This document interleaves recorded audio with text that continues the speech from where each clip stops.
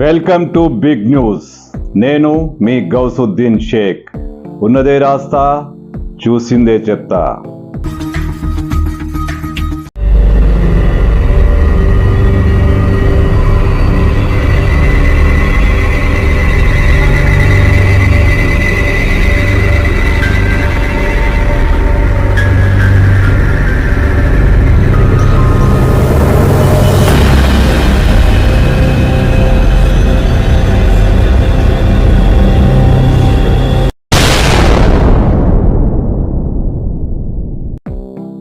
కాళేశ్వరం ప్రాజెక్టులో జరిగిన అవినీతి అవకతవకలపై బీఆర్ఎస్ సర్వాధినేత మాజీ ముఖ్యమంత్రి కేసీఆర్కు విచారణ తప్పేలా లేదు. ఎస్, కాళేశ్వరం అవినీతిపై, కాళేశ్వరంలో జరిగిన అవకతవకలపై విచారణ చేసిన జస్టిస్ చంద్రఘోష్ కమిషన్ కేసీఆర్ను కూడా విచారణకు పిలవాలని దాదాపు డిసైడ్ అయింది. ఈ మేరకు ఏర్పాట్లు కూడా జరుగుతున్నాయి.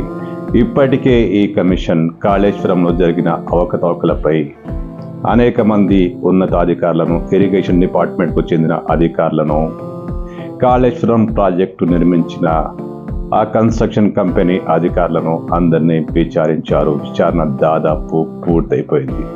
ఇక మిగిలింది ఫైనల్ విచారణే.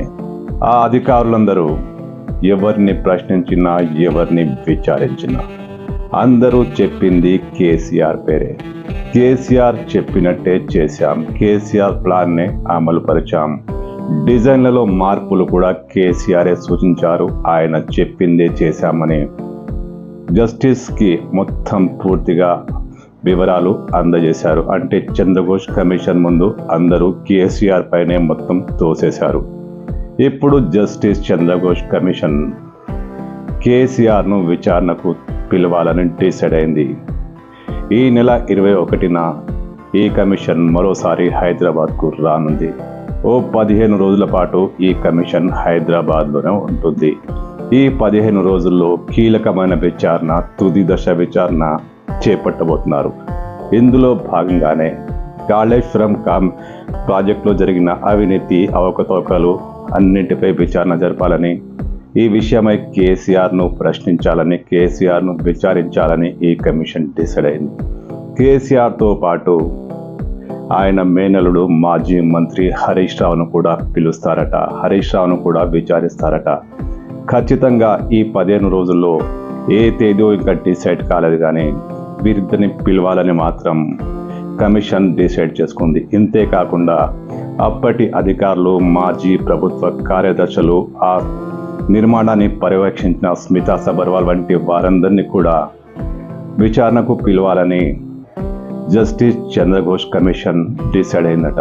అయితే కేసీఆర్ ఇప్పుడు ఏం చేయబోతున్నారు? కేసీఆర్ కమిషన్ ముందుకు హాజరవుతారా? ఆయన గతంలో ఓ కమిషన్ను తిరస్కరించిన విషయం తెలిసే, విద్యుత్ ఒప్పందాలపై ఏర్పాటు చేసిన కమిషన్కు చట్టబద్ధత లేదని, తను విచారించే అర్హత లేదంటూ అప్పట్లో ఆయన తిరుగుబాటు చేశారు.